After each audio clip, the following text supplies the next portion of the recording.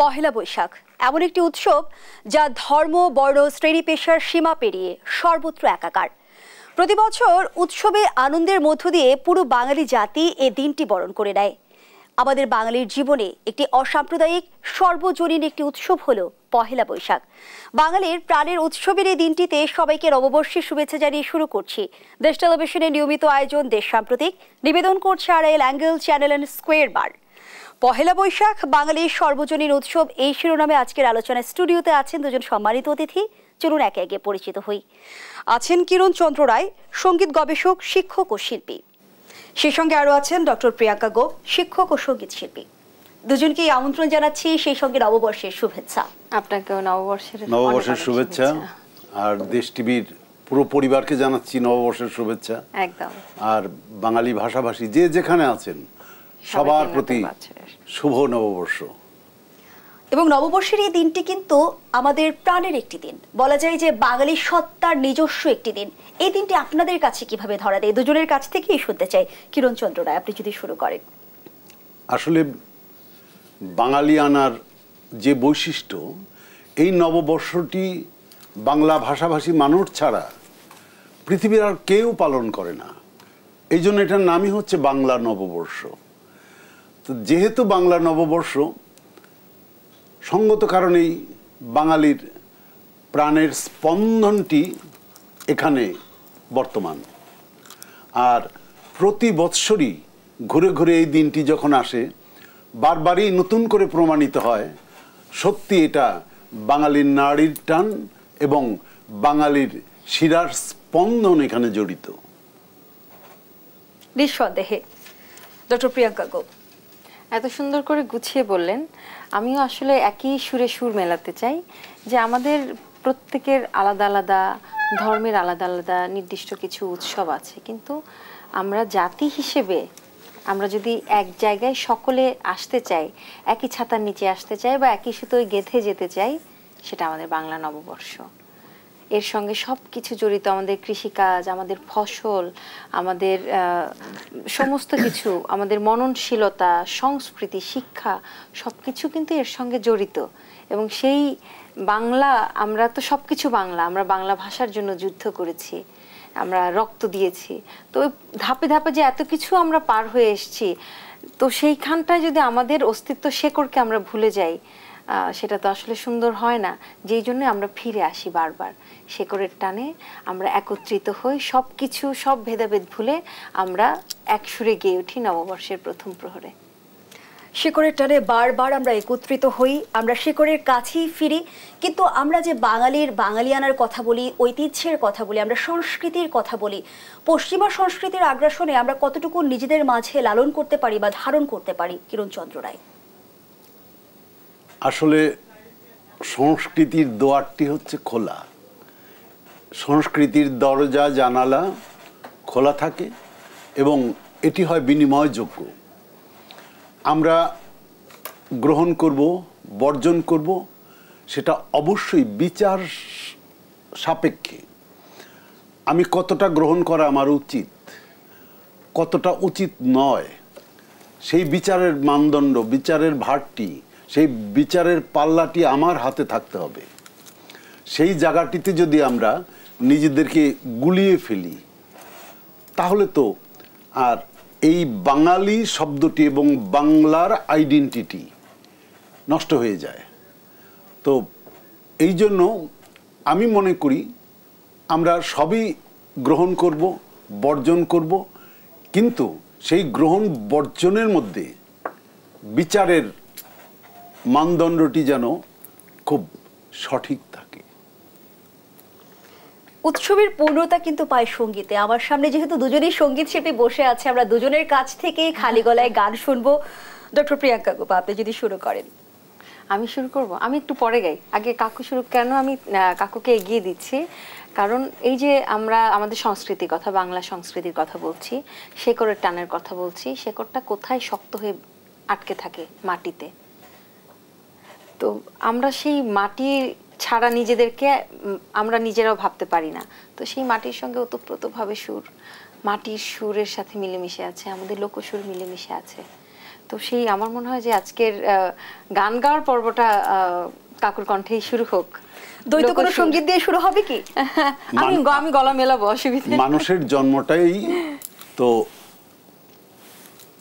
জন্মগত অধিকারটাই হচ্ছে সংস্কৃতি, আর প্রতিটি মানুষের প্রধান পরিচয়টি হচ্ছে তার সংস্কৃতি দিয়ে নির্ধারণ করা হয়। একদম তাই। যেমন আমি পৃথিবীর যেখানেই যাই না কেন, আমার কাছে এই মুড়ি, পিঠা, পায়েস, এই যে আজকের মোয়া, বাতাসা, তারপর বিভিন্ন ফল মূল, বিভিন্ন রকম আবহমান কাল থেকে যেগুলো বাঙালিরা যেটা চলে আসছে, সেটা কিন্তু পশ্চিমারা খেয়ে ওদের মন ভরবে না। তো তাহলে সংস্কৃতির তফাৎটি এখানেই বিরাজমান।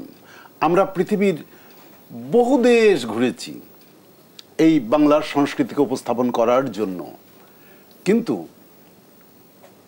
একদিন দুদিন যখন দেখি খালি পিজা খেয়ে আমাদের দিন যাচ্ছে, তখন অন্তত তৃতীয় দিনে পাগলা হয়ে যাই কে এক মুঠো ভাত খাওয়াবে। সেই ভাতের জন্য ভিখারির মতো উন্মুখ হয়ে থাকি। এটা আমার দোষ নয়, আমার সংস্কৃতি। আর এই সংস্কৃতিটি সমূলে গ্রথিত হয়ে আছে গ্রাম বাংলায়।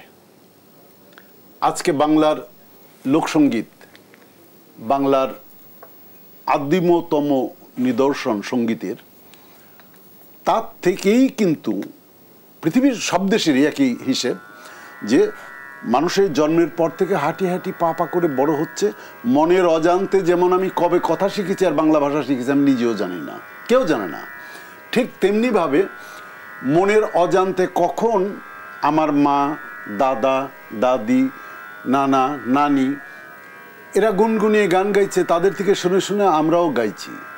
আর তারপরেই গবেষকরা গবেষণার মাধ্যমে এর থেকে সৃষ্টি করেছেন বিভিন্ন রাগ, রাগিনী।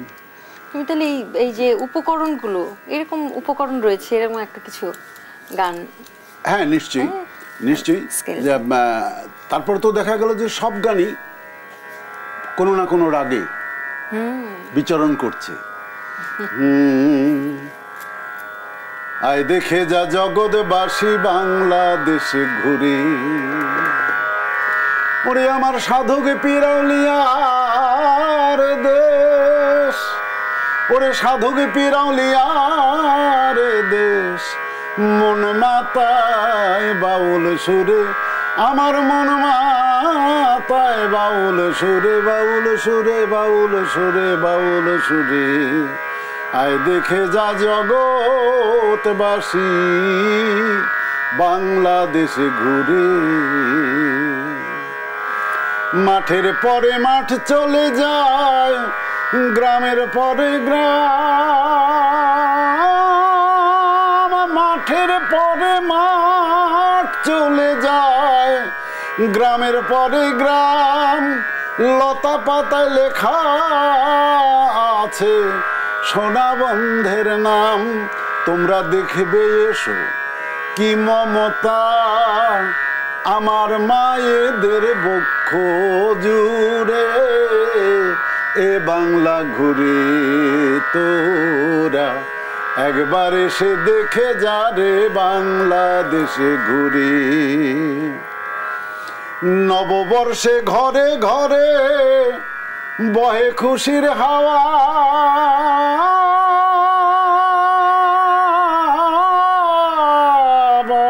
নববর্ষে ঘরে ঘরে বহে খুশির হাওয়া, আবার মাঠে চলে লাঠি খেলা আর গাজনের গীত গাওয়া। আমার গায়ের চাষি রাশি রাশি সোনা ফলায় মাটি খুঁড়ে, আমার গায়ের চাষি রাশি রাশি সোনা ফলায় মাটি খুঁড়ে, এ বাংলা ঘুরে তোরা আয় দেখে যা জগৎবাসী বাংলাদেশে ঘুরে। সত্যি সত্যি অসাধারণ। মনে হলো যে গানের মাঝে মিশে আছে আমাদের মাটির গন্ধ, আমাদের দেশ, আমাদের মাতৃকা।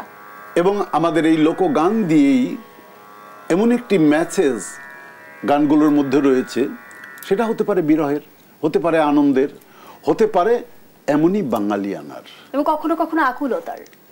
আকুলতা তো বিচ্ছেদ, আকুলতাটাই হচ্ছে বিচ্ছেদ। তো আর একটা মজার কথা বলতেই হয়, বাঙালি জাতি কাঁদতে বড় ভালোবাসে। এরা গান শুনবে, কাঁদবে, ও কেন কাঁদছে নিজেও জানে না, কিন্তু কেঁদে খুব আনন্দ পাচ্ছে।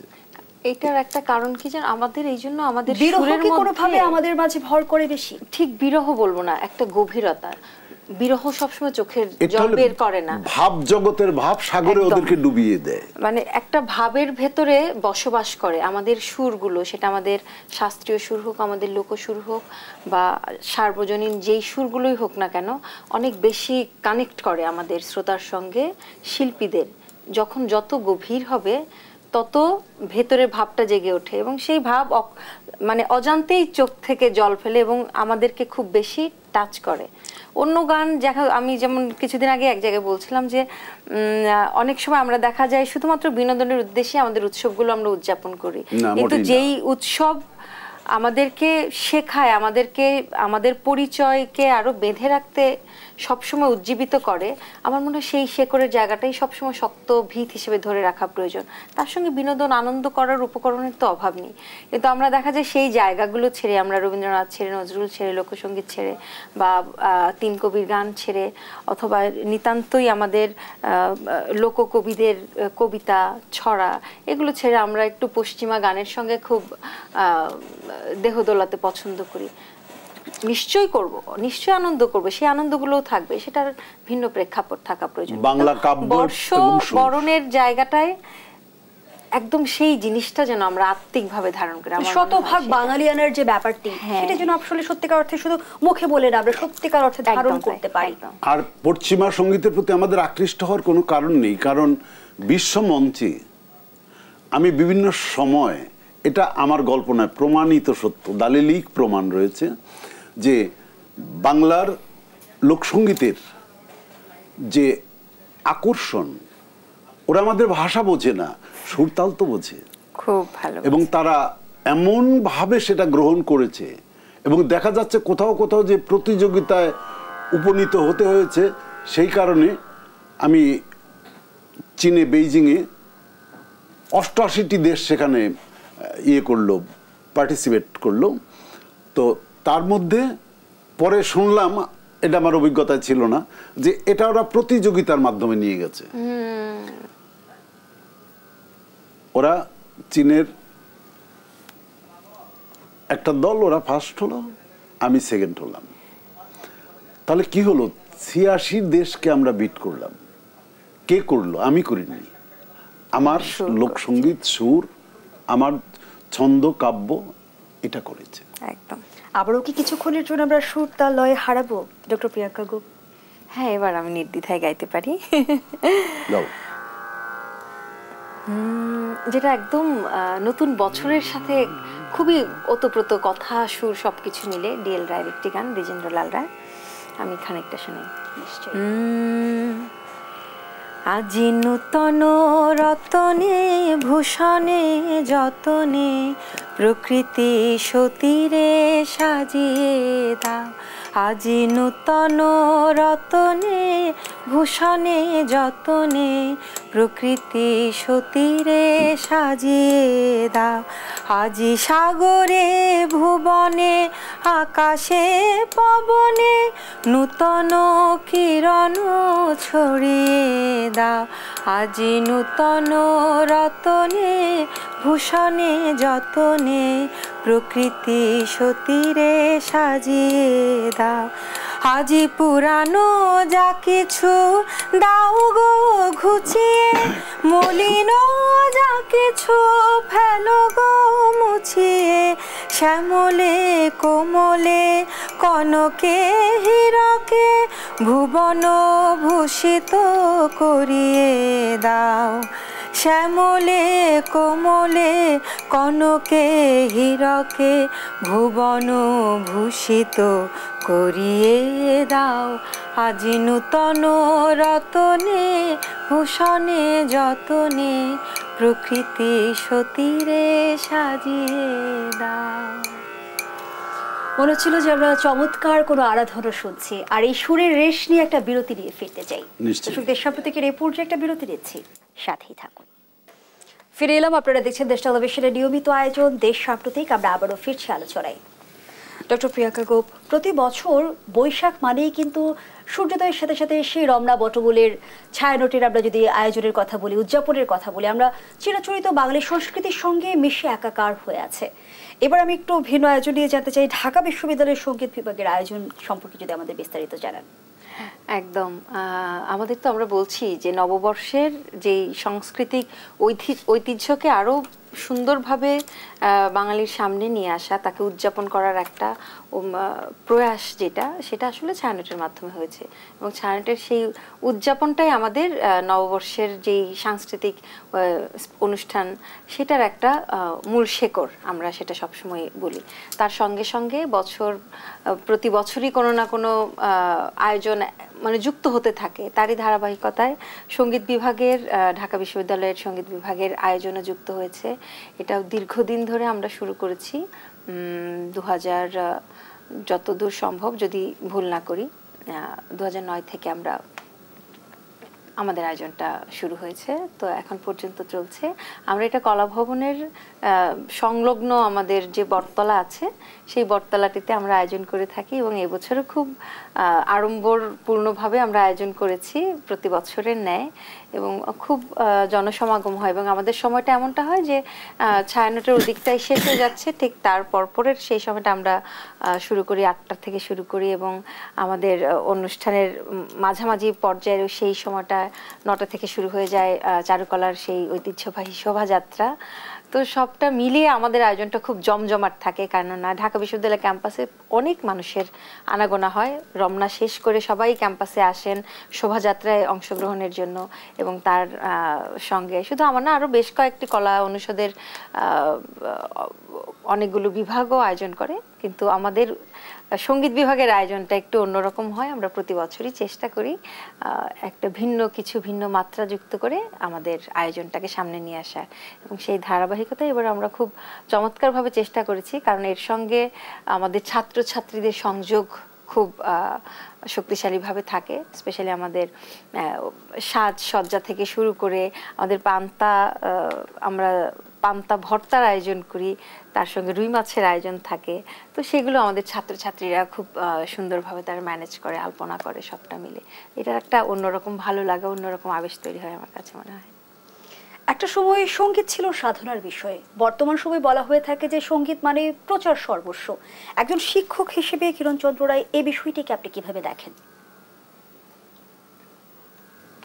সঙ্গীত তো আসলে শোনার ব্যাপার ছিল, শ্রবণ ইন্দ্রিয়ের কাজ ছিল, এবং সেটা যখন দৃষ্টিতে চলে এসেছে তখন এই বিপর্যয়গুলো ঘটেছে।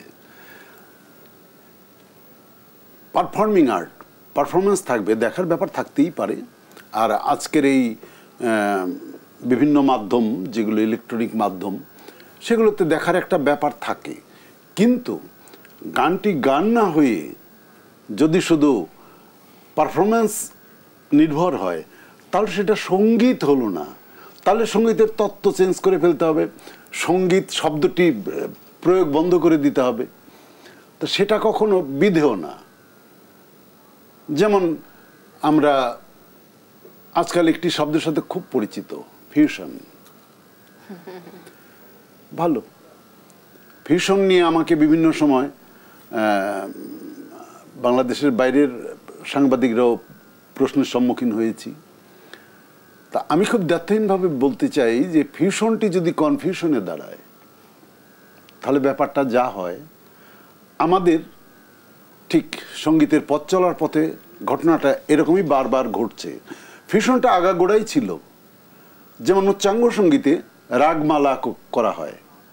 রাগমালা একটা রাগ থেকে আরেকটা রাগে যাচ্ছে, আরেকটা রাগ থেকে আরেকটা রাগে যাচ্ছে, আরেকটা রাগ থেকে আরেকটা রাগে যাচ্ছে। এই যে মালা গাথা, এটা কিন্তু ফিউশন। কারণ একটা টেস্ট থেকে পট করে আর একটা টেস্ট, দেখা গেল খাম্বাস থেকে চট করে সে কাফিতে চলে গেল, বা কাপির থেকে সে বিহাগে চলে গেল, মালকোষ দিয়ে শেষ করলো। এই যে 4-5টা রাগ দিয়ে মালা গাঁথলো, এটা কিন্তু ফিউশন। সবচেয়ে বড় কথা হচ্ছে ফিউশন করতে আপত্তি নেই, কিন্তু না জেনে পৃথিবীতে কিছু করা যায়, এটা কোনো তাত্ত্বিক বলবে, সাক্ষী দেবে, আমি বিশ্বাস করি না। যে যাই করুক জেনে করতে হবে। ফিউশন করতে আমি অবশ্যই অনাগ্রহ নয়, কিন্তু সেটাকে জানতে হবে যে কিভাবে, কেন, কখন, কোথায়, কোনটার প্রয়োগ, তাহলে সার্থক হবে। আর আজকাল তো আসলে ফিউশনের আবিধানিক অর্থটা কি? ফিউশনের আবিধানিক অর্থটা হচ্ছে কলকাকলি। অর্থাৎ এক কথায় জঙ্গলে অসংখ্য পাখি যখন কেজর বেজর করে সন্ধ্যেবেলায় নিড়ে ফিরে, তখন যে আওয়াজটার তৈরি হয় ওইটা হচ্ছে ফিউশন। তো কিন্তু কেজর বেজরটা কিন্তু কখনো সঙ্গীত হয় না, কিন্তু ওইটারই ধারাবাহিকতায় যদি মিলিয়ে সেইভাবে সেটাকে সেগ্রিগেশন না করি, একীভূত করি, যদি সুষ্ঠুভাবে সুনিপুণভাবে করা যায়, তাহলে সেটা ফিউশন হবে। আর না হলে ওই কনফিউশন, কলকাকলি, কেজর বেজর। এই ফিউশন কনফিউশনের মাঝে আমরা দেখছি অনেকেই আসলে নিজে নিজে শিল্পী বনে যাচ্ছেন। সঙ্গীত তো আসলে গুরুমুখী বিদ্যা, এই বিষয়টিকে আসলে একজন সঙ্গীত শিল্পী হিসেবে কিভাবে বিবেচনা নেবেন? সঙ্গীতের তো দ্বিতীয় কোনো পথ নেই, এটার কোনো শর্টকাট রাস্তা নেই। গুরুমুখী বিদ্যা তো বটেই, যদি না হতো তাহলে প্রচুর বই, সেই পণ্ডিত ভাতখান্দের থেকে শুরু করে অদ্যাবধি অসংখ্য বই স্বরলিপি করা আছে, হ্যান আছে তেন আছে। যেমন আমি যদি আমাদের বিশ্বকবি রবীন্দ্রনাথ ঠাকুরের কথা বলি, তার যে রচনা সম্ভার, সেখানে গীতবিতানে স্বরলিপি করা আছে। এখন আমাকে বিচার করতে হবে, আমি কি স্বরলিপি গাইব না গান গাইব। যদি স্বরলিপি গাওয়া হয়, বেশিরভাগ যেটা করে, তখন আর সেটা গান হয় না, সঙ্গীত হয় না। KL সাইগলকে দিয়ে রবীন্দ্রনাথ ঠাকুর রেকর্ডিং করিয়েছিলেন তার নিজের গান।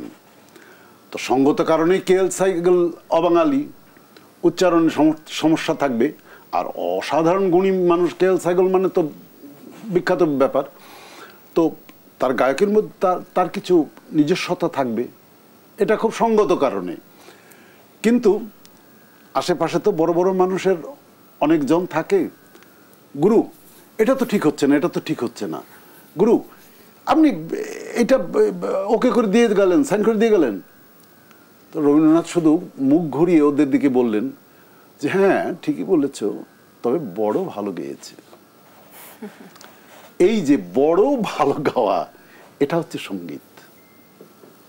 ধন্যবাদ জানাচ্ছি আপনাকে। রবীন্দ্রনাথ ঠাকুর বলেছিলেন, প্রতিদিন মানুষ ক্ষুদ্র দিন একাকী, কিন্তু উৎসবের দিনে মানুষ বৃহৎ।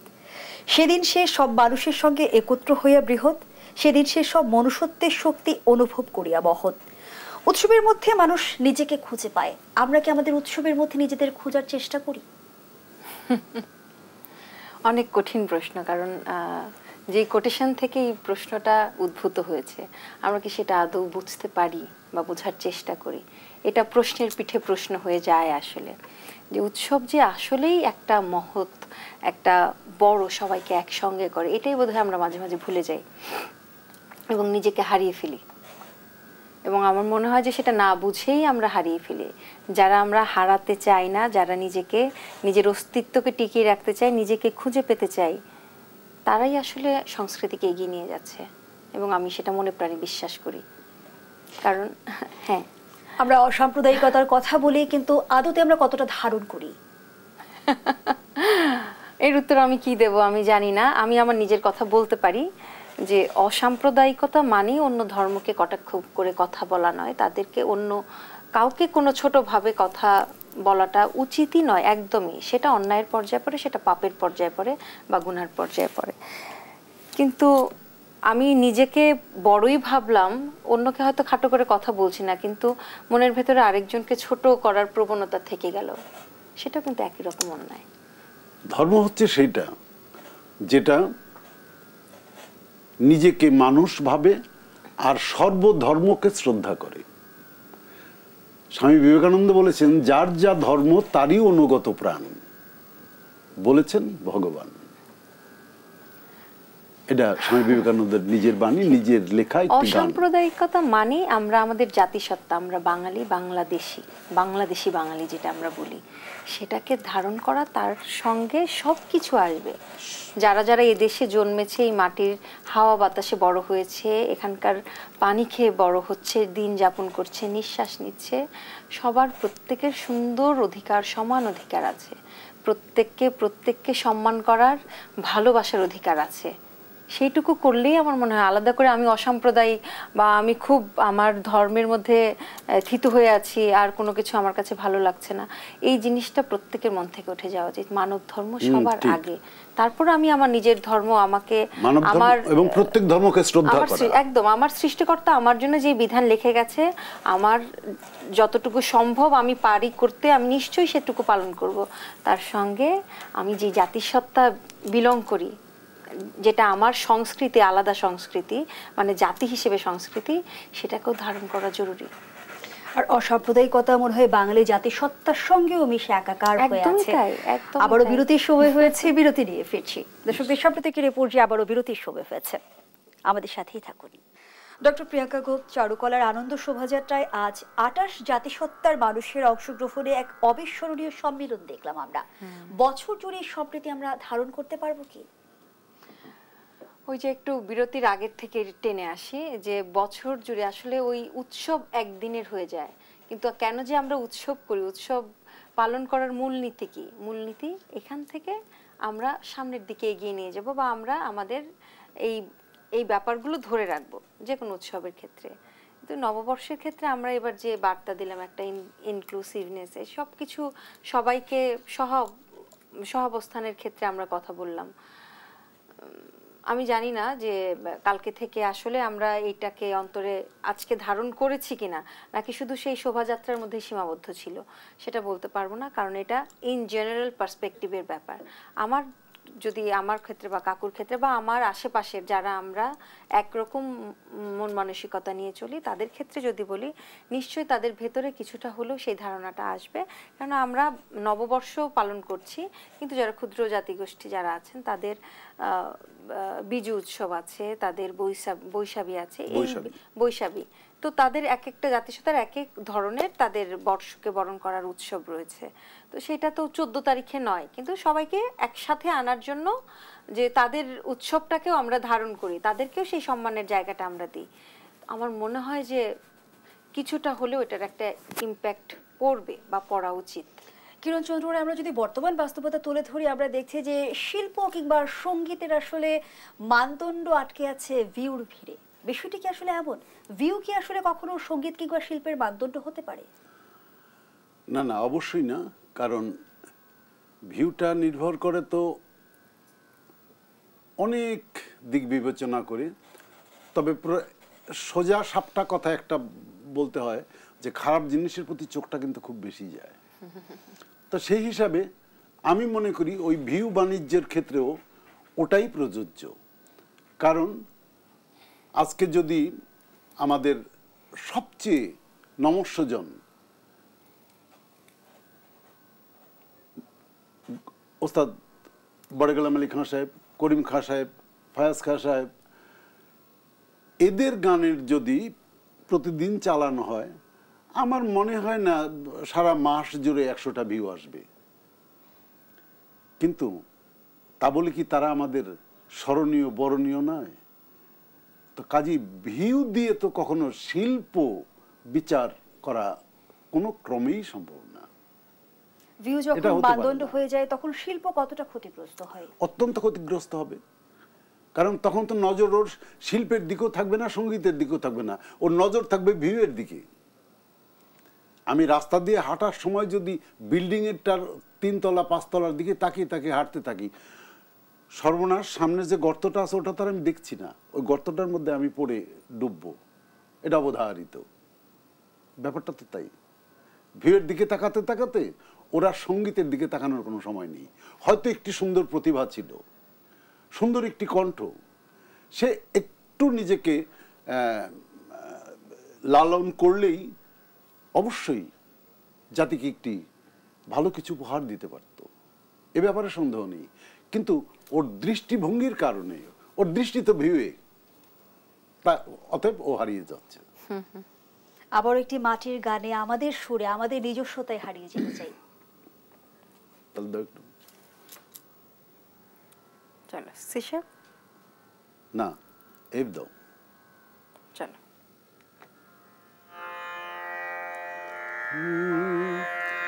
পাল্টে গেল পঞ্জিকার পাতা,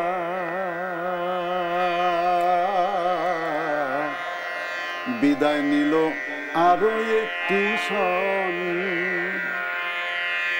খুলতে হবে নতুন হাল খাতা, সুখে দুঃখে সাজাতে জীবন, দুঃখ যত আছে মনে ধুয়ে মুছে যাক, এলো রে পহেলা বৈশাখ, এলো রে পহেলা বৈশাখ। বটতলা হাট খোলা যাব, যাব প্রতি ঘরে, সবার কাছে চাইব দোয়া নতুন বছরে। সারা বছর চোখের পাতায় স্বপ্ন ছুঁয়ে যাক, এলো রে পহেলা বৈশাখ, এলো রে পহেলা বৈশাখ। শান বাঁধানো পুকুর কিংবা নদীর বাঁকে বাঁকে, বাউল মন খুঁজে ফেরে আমার বাংলা মাকে। সুরের জাদু রূপের মধু, সুরের জাদু রূপের মধু, পরাণ ভরে থাক, এলো রে পহেলা বৈশাখ, এলো রে পহেলা বৈশাখ, পহেলা বৈশাখ, এলো রে পহেলা বৈশাখ, পহেলা বৈশাখ, এলো পহেলা বৈশাখ। আমরা আমাদের আয়োজনের একেবারেই শেষ পর্যায়ে চলে এসেছি। আমরা গান শুনতে শুনতেই বাড়ি যাব। ডক্টর প্রিয়াঙ্কা গোপ, তার আগে একটু জানতে চাই যে বর্তমান বাস্তবতায় নতুন প্রজন্ম কতটা শাস্ত্রীয় সঙ্গীতের দিকে ঝুঁকছে? খুব কম, খুব কম ঝুঁকছে। তবে একেবারেই ঝুঁকছে না সেটা বলবো না, ঝুঁকছে, তবে সেটার আসলে সংখ্যা বলতে গেলে সেটা খুবই কম, যেটা আমার কাছে অ্যালার্মিং মনে হয়। কারণ তারা মনে করে যে আমি শাস্ত্রীয় সঙ্গীত শিখে আমি যে সময়টা নিজেকে তৈরি করব সেই সময়টা আমি আরো 10টা গান তুলে ফেলতে পারবো, এরকম আমার মানে সে সময় আমি শিল্পী হয়ে যেতে পারবো। তো এই অভিজ্ঞতার মধ্যে দিয়ে সবসময় আমি যাই। তবে একটা আশার ব্যাপার হচ্ছে যে যারা একাডেমিক্যালি সঙ্গীতের সঙ্গে যুক্ত, অর্থাৎ সঙ্গীত বিষয় নিয়ে যারা পড়াশোনা করছে আমাদের পাবলিক বিশ্ববিদ্যালয়গুলোতে, ঢাকা বিশ্ববিদ্যালয় সহ আরো বড় পাবলিক বিশ্ববিদ্যালয় সবগুলোতেই মোটামুটি সঙ্গীত খোলা হয়েছে। আমরা গান শুনতে শুনতে বাড়ি যাব, দর্শকদের কাছ থেকে একটু বিদায় নিয়ে ফিরতে চাই। দর্শক সবাইকে নববর্ষের শুভেচ্ছা জানিয়ে এখানেই শেষ করছি দেশাপ্রতীকের আজকের আয়োজন। সবাই ভালো থাকুন, নিরাপদে থাকুন। ডক্টর প্রিয়াঙ্কা গোপ। আমি কাজী নজরুল ইসলামের একটি গান দিয়ে শেষ করছি, বৃন্দাবনী সারাঙে।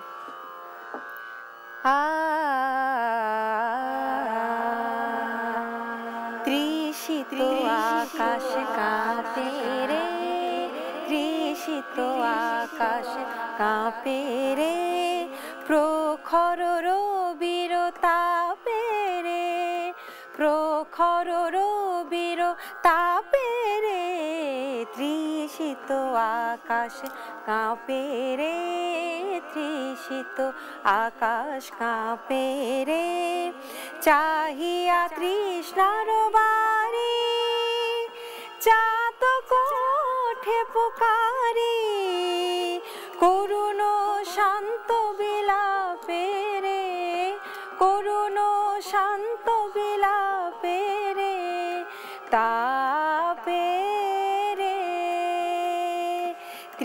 তৃষিত আকাশ কাঁপে রে, তৃষিত আকাশ কাঁপে রে।